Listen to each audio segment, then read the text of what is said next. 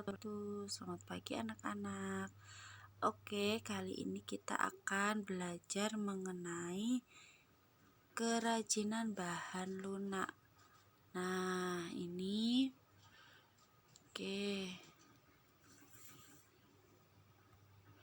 tunggu sebentar ya.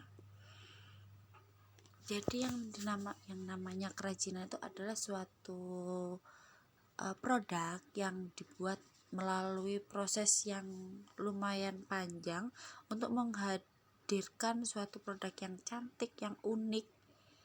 Nah, contohnya apa sih kerajinan itu? Ada tas dari bambu, tas dari rotan, kemudian ada sabun yang dibentuk. Nah, kemudian ada apa lagi?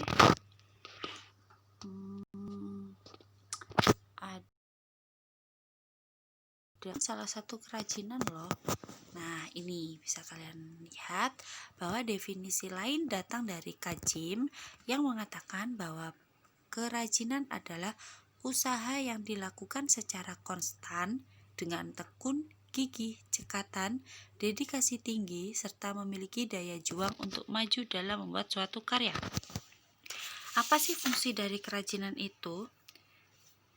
Apabila ditinjau dari dua hal, fungsi itu terbagi menjadi dua, yaitu fungsi pakai dan juga fungsi hias. Nah, fungsi pakai itu apa?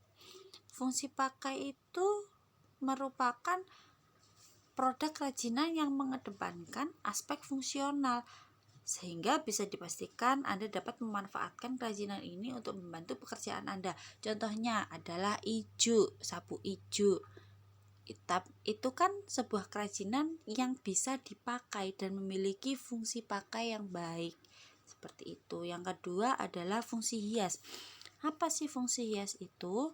Fungsi hias itu berbeda dengan fungsi pakai. Dia itu berfungsi hanya sebagai hiasan yang menonjolkan sisi estetikanya yang unik, yang indah begitu, daripada fungsi barangnya sendiri. Contohnya adalah patung, miniatur, seperti itu.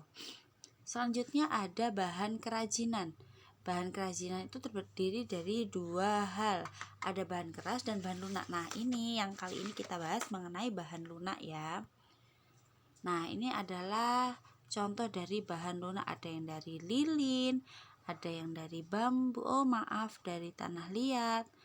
Yang ini dari pelepah pisang, sandal dari pelepah pisang, ada sabun, kemudian ada yang dari plastisin.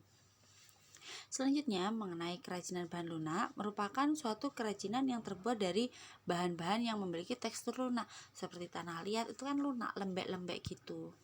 Selanjutnya, prinsip kerajinan bahan lunak terbagi menjadi tiga. Yang pertama yaitu keterampilan tangan, yang kedua keterampilan teknik, dan yang terakhir adalah tradisional. Apa sih prinsip keterampilan tangan itu? Prinsip keterampilan tangan itu yang biasanya proses produksinya itu dibuat dengan menggunakan keterampilan tangan, jadi tidak menggunakan mesin. Contohnya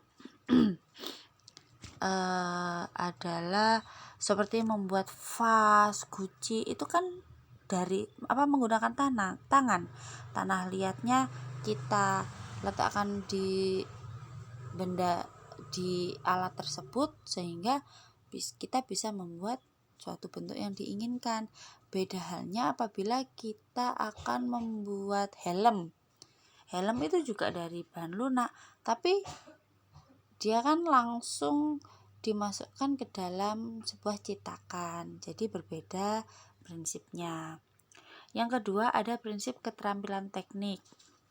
Nah, dalam proses pembuatan benda-benda kerajinan ini dilakukan secara berulang-ulang dan didasari oleh keterampilan teknik atau keprigelan, sehingga produk yang dihasilkan itu sudah tentunya memiliki kekhasan tangan yang nampak sangat detail, rumit, dan hanya bisa dilakukan dengan keterampilan teknik yang dimiliki oleh tangan seseorang. Nah, yang terakhir adalah prinsip tradisional. Hasil dari produk ini merupakan benda-benda yang memiliki nilai guna praktis yang bersifat universal, dibuat dengan keterampilan teknik tangan namun masih dipengaruhi oleh adat istiadat setempat. Nah, sampai sini apa sih tugas kalian? Tugas kalian cukup mengamati saja. Amatilah lingkungan tempat tinggalmu. Nah, kira-kira ada apa saja? Silakan tuliskan bahan lunak alami apa saja yang terdapat di sekitar tempat tinggalmu. Misalkan adanya hiasan dari sabun. Oke, silakan ditulis. Jangan lupa difoto. Setelah itu dikumpulkan di emailnya saya di gita.spensa@gmail.com maksimal pukul 10 malam. Terima kasih.